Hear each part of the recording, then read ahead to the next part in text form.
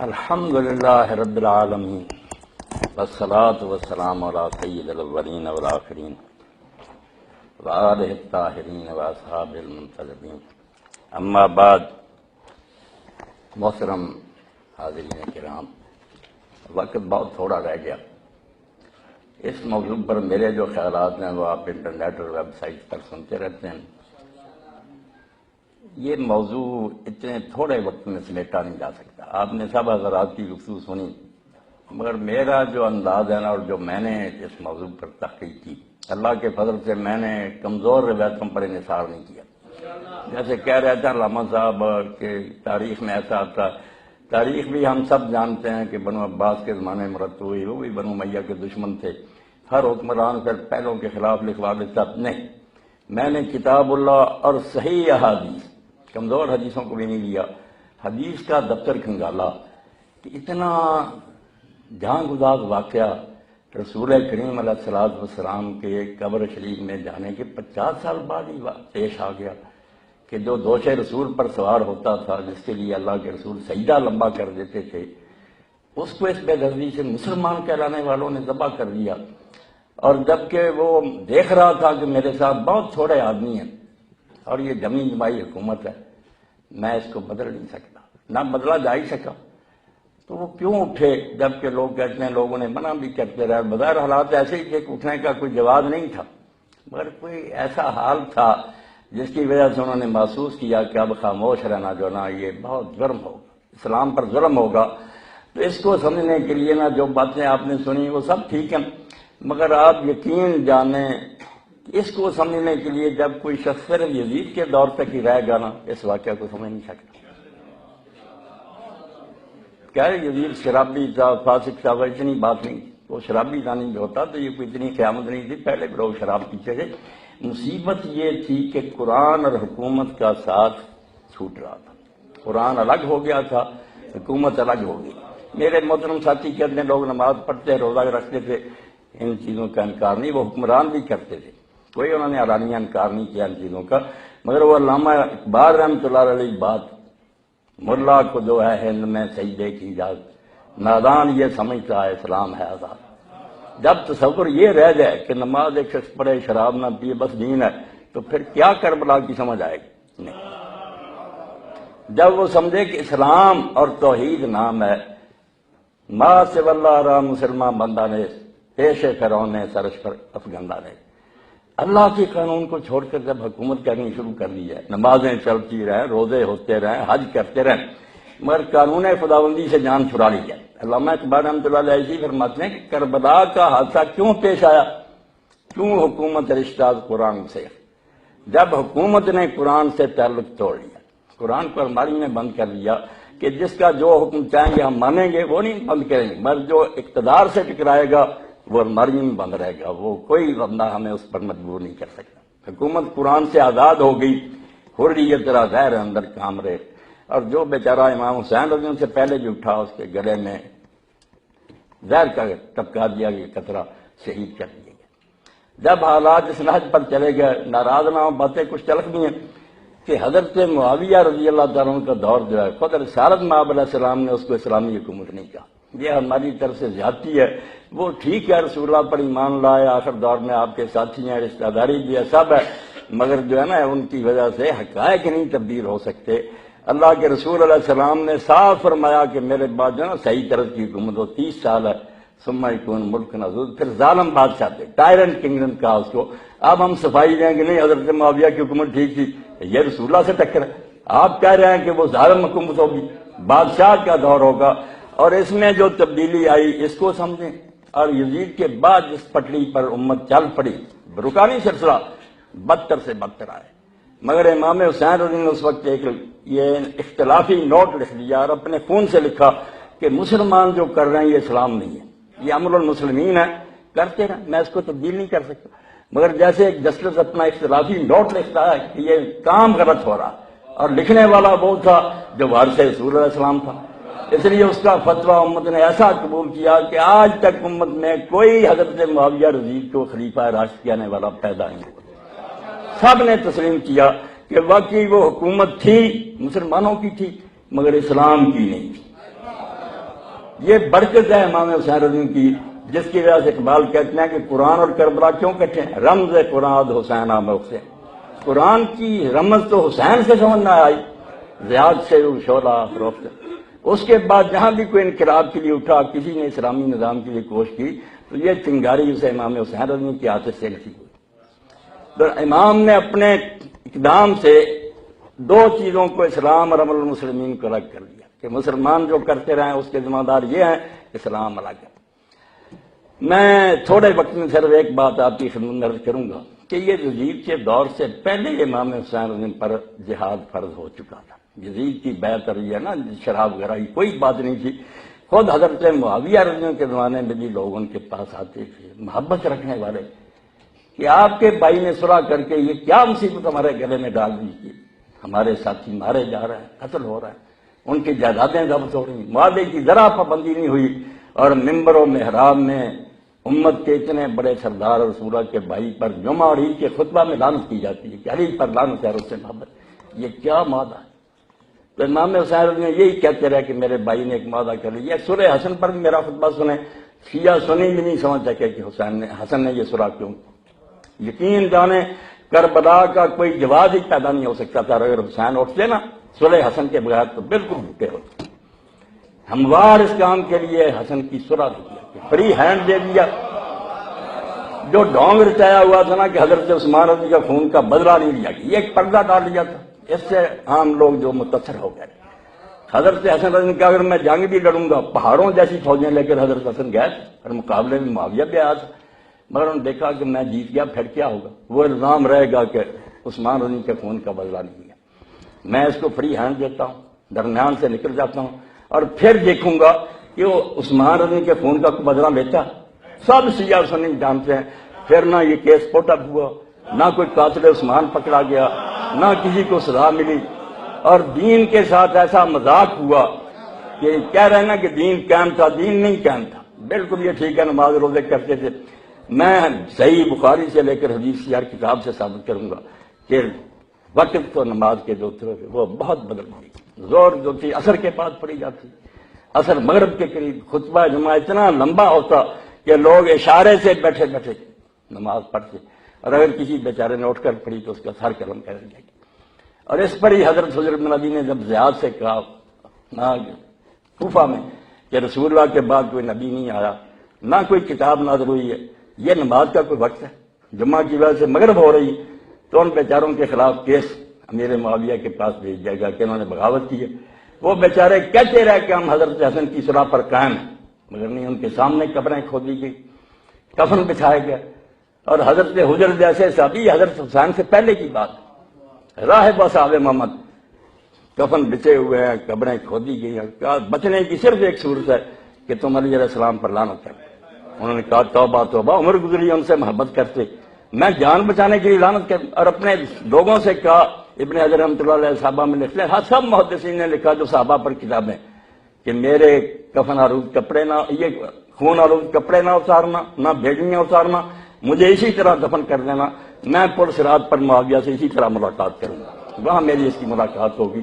اسی لیے جب لوگوں نے پوچھا کہ متى ذل الناس، لوگ کب ذلیل ہوئے، کہا ہینا مات الحسن، پہلی ذلت تو مسلمانوں کو اس نے نصیب ہوئی جب حکومت چھوڑنے کے باوجود حضرت حسن علیہ السلام کو زہر سے شہید کیا گیا، اور اس پر خوشی منائی گئی۔ یہ حضرات بیٹھے ہیں، میں حدیث کا حوالہ دوں گا، مسند احمد اور ابو داؤد شریف نکال لیں، وہاں دربار میں حضرت معاویہ کے مقدام بن عمادی کربر کو ساتھی گئے تھے حکومت جس کے پاس، تو حضرت مقدام سے کہا انہوں نے معاویہ نے کہ تجھے پتا حسن ابن علی فوت ہو گیا؟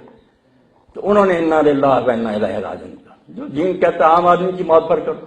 تو امیر معاویہ نے کہا تو مصیبت ہے کہ حسن کا مرنا کوئی افسوسناک بات ہے، اور درباری بولا جمرات نطفہ اللہ، وہ تو ایک آگ کا انگارہ تھا جو خدا نے بجھا دیا۔ اس وقت حضرت مقدام نے کہا حسن کے مرنے کو میں مصیبت نہ سمجھوں، رسول اللہ کی گود میں ہوتا تھا، اور حضور فرماتے تھے میں اس سے محبت رکھتا ہوں، اللہ تو بھی اس سے محبت رکھ، تم کہتے ہو اس کا مرنا کوئی افسوسناک نہیں۔ تو اس پر کہا ابو اسحاق سبیعی نے کہ ایک ذلت تو مسلمانوں کو اس دن نصیب ہوئی کہ نواسہ رسول زہر سے شہید کیا گیا، اور اس کے مرنے پر یہ کہا گیا کہ اس کا مرنا کوئی افسوسناک بات ہے۔ وہ تو آگ کا انگیرا تھا جو بتا دیا گیا. کسی کو اس میں شک شبہ نہ، میں تاریخ کا حوالہ نہیں دوں گا، یہ ابن اسیر وغیرہ سب ناقل ہیں حدیث کی کتاب میں، اور کہوں گا کہ ان کو پرکھ کر دیکھ لو، اگر ضعیف ہے روایت میرے منہ پر مارو. کچھ خدا کا خوف کرو. حضرت معاویہ کا دور جو تھا، حضرت حسن شہید ہوئے، بعد میں بدھ یا زیاد، جس کے بارے میں علماء نے کہا کہ علانیہ جو شریعت کا حکم توڑا گیا نا، جیسے آئین کی خلاف ورزی ہوتی، باقی بہانوں سے بات ہوتی تھی، علانیہ حضور نے فرمایا تھا کہ الولد للفراش وللحائر آہر الحجر، کہ زنا سے کوئی بیٹا پیدا ہو تو وہ حلالی بچہ نہیں ہوتا. زیاد کو گواہیاں لے کر کہ میرے باپ ابو سفیان نے زیاد کی ماں سے زنا کیا تھا، یہ اس سے پیدا ہوا تھا، میرا بھائی ہے. وہ زیاد بن عبید کہلاتا تھا، اس کو زیاد بن ابو سفیان بنا لیا، اور اس نے اور اس کی اولاد نے جو خدمت پھر ان کی کربلا بھی عبید اللہ ابن زیاد، اور بعد میں زیاد کو حرامی کو بھائی بنایا. اور اس پر صحابہ کرام نے صحیح مسلم اور بخاری دیکھیں، صحابہ سے پوچھا ابو بکر رضی اللہ عنہ سے، صاحب نے نبی بکر، تم نے رسول اللہ سے سنا نہیں کہ جو باپ بدلے اللہ نے اس پر جنت حرام کر دی، یہ کیا ہو رہا؟ انہوں نے کہا یار کیا کریں، بے بس یہ یزید کا دور نہیں، یہ حضرت معاویہ کا دور ہے. زیاد کو بھائی بنایا گیا. اور تیسری بات یہ کہی گئی وہ قتل حجر بن عدی، حضرت حجر بن عدی جن کا بھی واقعہ سنایا کہ بیچاروں کو علی پر لعنت نہ کرنے کے باعث اور نماز دیر سے پڑھنے کے باعث قتل کیا گیا. 3 واقعات بنائے کہ مسلمان تو اس دن ہی ذلیل ہو گئے کہ کوئی بس میں نہ رہا، حکومت کا جبر اتنا بڑھ گیا کہ علانیہ دین کے خلاف ہو رہا، کر کچھ نہیں سکتے.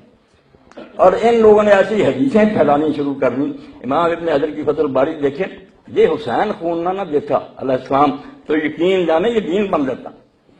خلیفہ بنا ولید ابن عبد الملک، علماء آ گئے، انہوں نے حدیث سنائی کہ اللہ کے رسول علیہ السلام نے فرمایا توبہ توبہ ان اللہ اذا استرا عبدا الخلافہ، کہ جب اللہ اپنے بندوں میں سے کسی کو خلافت دے دیتا نا، کتب له الحسنات، اس کی نیکیاں لکھتا ہے، ولم یکتب له السیئات، گناہ نہیں اس کے لکھے جاتے. اسے اجازت ہے جو چاہے کرے، صرف نیکیاں لکھی جاتی ہیں، گناہ. اس پٹری پر امت چل پڑی. یہ حدیثیں اس وقت امام زہری رحمۃ اللہ علیہ گئے تو ولید نے پوچھا یہ حدیث سنا رہے ہیں علماء، ٹھیک ہے؟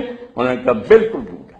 قرآن کہتا ہے سورہ صاد میں یا داؤد انا جعلناک خلیفۃ فی الارض، آپ پڑھے ہیں یا داؤد علیہ السلام پڑھے؟ ولید سے پوچھا، اس نے کہا وہ تو نبی. اس نے کہا اللہ نے کہا داؤد ہم نے تجھے حکومت دی ہے، فاحکم بین الناس بالحق، لوگوں کے درمیان حق کے ساتھ فیصلے کرنا، ولا تتبع الہویٰ، اپنی مرضی کی باتیں نہ کرنا، فیضلک عن سبیل اللہ، اپنی خواہش نفس تجھے گمراہ کر دی. نبی کو کہہ رہا تم کون ہو کہ تمہارے گناہ نہیں لکھے گا؟ تو اس نے کہا ان لوگوں پر لعنت ہو، یہ ہمیں گمراہ کرنے کو. اس وقت ایسا دین گڑنا شروع کر دیا، مگر وہ اسی لیے باطل قرار پا گیا کہ اگر یہ بات ہے نا کہ خلیفے جو ہیں ان کو استثناء حاصل ہے تو حسین نے خون کیوں پھر دیا، واسطہ رسول نے جان کیوں دی؟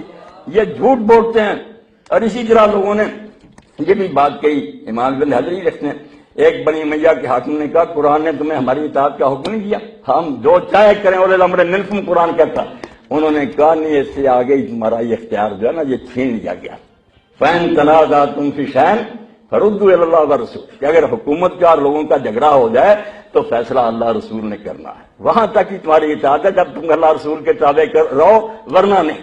یہ میں مثالیں دے رہا ہوں کہ حضرت معاویہ کا دور اور بعد میں آنے والا دور بھی، اس کو پڑھیں حدیثوں کی روشنی میں، بالکل ہمارے پاس ایک نیا اسلام ہوتا، اور ہی حدیثیں ہوتی، اور ہی دین ہوتا. یہ حسین علیہ السلام کی بات ہے، کہتے ہیں علامہ اقبال، جب حکومت نے قرآن سے رشتہ توڑا اور آزادی کے گلے میں زہر کے قطرے چپکا دیے کہ بولنے نہیں دینا، جو بولے گا سر اڑا دیا جائے. یہی ولید بن عبد الملک جب حکومت پر آیا، جمعہ اس نے بہت لمبا کر لیا. ایک تابعی جس کا امام ابن حجر نے علیہ صحابہ میں ذکر، اس نے بیچارے نے کہا کوئی نیا دین تو حضور کے پاس نازل نہیں ہوا، یہ نماز کا کوئی وقت ہے؟ اس کا جواب زبان سے بھی نہیں دیا. سپاہی اٹھے، محل کے اندر لے گیا، اس کا سر قلم کر کے مسجد میں پھینک دیا کہ بولو جس نے بولو. اس لیے کربلا سمجھنا میرے بھائی، کہ حسین کو سمجھنا کہ قرآن کو کس طرح اس نے ساتھ دیا. یہ کہتے دین کا کوئی نہیں بگڑا، دین بگڑ رہا تھا، نماز روزہ نہیں بگڑ رہا تھا. وہ اب بھی بدماش حکمران کہتے ہیں ہم کعبے میں اتنی مرتبہ داخل ہوئے ہیں. یہ ظاہر کی بات ہے، جو صحیح اسلامی حکومت تھی نا، قرآن کہ اللہ کا قانون نافذ کرو، شریعت کے مطابق حکومت چلاؤ، نمازوں کے اوقات تبدیل. اور اسی کے زمانہ میں حضرت معاویہ کے، افسوس سے کہتا ہوں کہ اللہ کے رسول نے یوں ہی نہیں کہا کہ وہ ظالم حکومت ہوگی. زکوٰۃ کا لوگ پوچھتے جا کر حضرت ابو ہریرہ سے، سعد بن ابی وقاص سے، اسی کے دور میں فوت ہوئے کہ حکمران کو دیکھ رہے ہو کہ زکوٰۃ کے ساتھ کیا کر رہا. اپنے ساتھیوں پر صرف کر رہا، اپنے کپڑوں اور خوشبوؤں پر لگا رہے ہیں. تو حضرت ابن عمر اور ابو ہریرہ وغیرہ نے کہا اس سے وہ شراب بھی پی رہے نا اور خنزیروں کا گوشت کھا لیں، تم دیتے رہو، تم بری ہو جاؤ گے، یہ اللہ کے حضور بھگتے رہے. یہ باب ہیں حدیث میں چیپٹر کے کیا ائمہ جور جب ظالم حاکم بھی آ جائیں گے تو بیت المال کو کا حق دے دینا، تم بری ہو جاؤ گے، وہ غلط استعمال کریں گے، بھگتے رہیں گے. حج کے بارے میں کہہ رہے تھے میرے ساتھی کہ حج چلتا نہیں.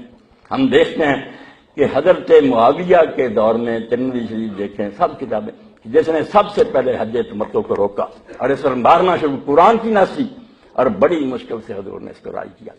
عرب لوگ حج کے زمانہ میں عمرہ کرنے کو افضل الفجور جانتے تھے کہ یہ بہت بڑا گناہ ہے کہ یہ اللہ کے گھر سے کوئی محبت ہے کہ ایک ہی مرتبہ آدمی حج کرائے اور عمرہ کرائے. عمرہ الگ سفر سے کرنا چاہیے، حج حضور نے حکم دے کر کہا کہ ساری امت اس طرح بار بار نہیں کر سکتی. جو 48 میل کے اندر رہتے ہیں نا، حرم کے قریب ہے، وہ ٹھیک ہے، افراد ہی کریں، مگر جو دور رہتے ہیں تمتع کریں. اور صحابہ میں سے کہتے کہتے یا رسول اللہ یہ کوئی حج ہے کہ ہم درمیان میں آپ نے فرمایا نافرمان ہیں وہ لوگ. بڑی مشکل سے اس کو رائج کیا. سب سے پہلے جس نے روکا کہ یہ تمتع نہیں ہوگا اور اس پر لوگوں کو مارنا شروع کیا، کفر کا رواج بحال کیا.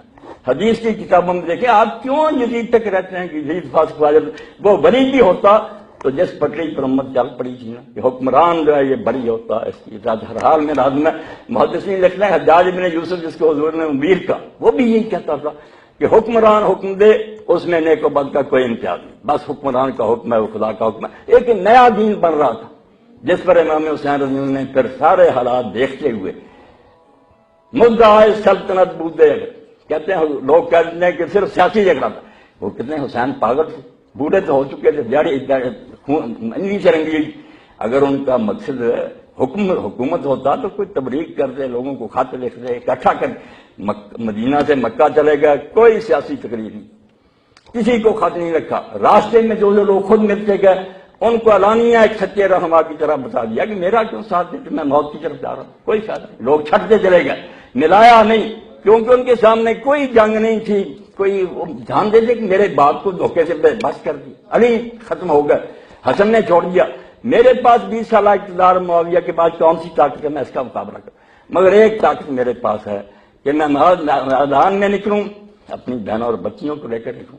جب حضرت ام سلمہ نے کہا کہ بیٹا تم جا رہے ہو، ان عورتوں اور بچیوں کا کیا کام ہے؟ آپ نے فرمایا شاء اللہ یرانی کتیرا ویرم نساء سبا. اما وقت ایسا آ گیا کہ اللہ چاہتا ہے کہ میں قتل ہو جاؤں اور میری بہنیں کہتی ہے اس کے بغیر مسلمان نہیں جاگیں گے. یہ سو گئے.